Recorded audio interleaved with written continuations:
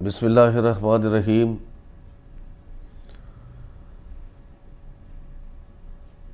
پاکستان میں جو مختلف ڈرگ انسپیکٹر صاحبان کام کر رہے ہیں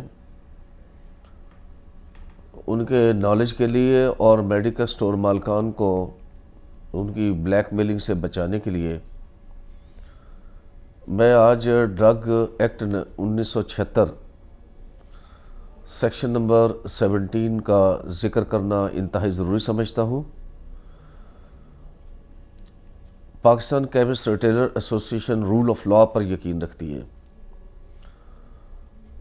کسی بھی ڈرگ انسپیکٹر کے لیے ضروری ہے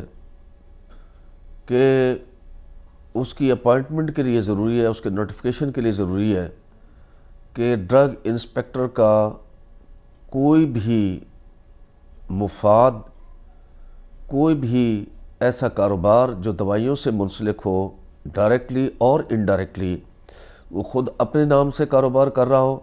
دوائیوں کا یا کسی اپنے عزیز و اقارب کے نام سے کر رہا ہو، ڈرگ ایکٹ 1976 کے اندر اس کی ممانعت ہے۔ اور کوئی بھی ایسا ڈرگ انسپیکٹر جو ادویات کے کاروبار کی مینوفیکچرنگ، ادویات کے کاروبار کی ڈسٹریبیوشن، ادویات کے کاروبار کی ہول سیل یا ادویات کے کاروبار کی ریٹیل کے اندر ملوث ہو، وہ ایز اے ڈرگ انسپیکٹر نہ تو اس کی تعیناتی ہو سکتی ہے، نہ ہی وہ ایز اے ڈرگ انسپیکٹر رہ سکتا ہے۔ اور یہ میرے سامنے ڈرگ ایکٹ 1976 کا وہ قانون میں پڑھنے لگا ہوں جس میں اپوائنٹمنٹ آف ڈرگ انسپیکٹرز ہے۔ تعیناتی کے لیے بنیادی شرط ہے یہ کیا؟ بشرطے that no person who has been financial interest in the manufacture, import, export or sale of drugs shall be appointed as a drug inspector۔ Binding ہے، لفظ shall جو استعمال ہوا ہے، لہٰذا آج کے اس امپورٹنٹ میسیج میں میں میڈیکل سٹور مالکان کو یہ آگاہی دینا چاہتا ہوں کہ اگر آپ کے ایریا کے اندر کوئی ایسا ڈرگ انسپیکٹر ہے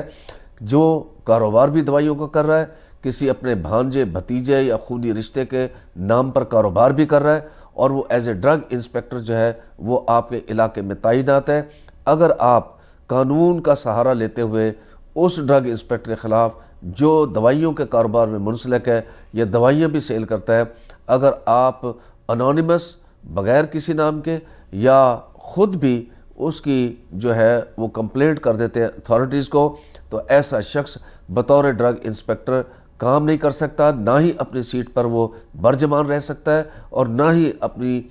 سیٹ پر وہ تعیناتی کا اہل ہے، یاد رکھیے گا۔ تو انہی الفاظ کے ساتھ PCRA زندہ باد، پاکستان زندہ باد۔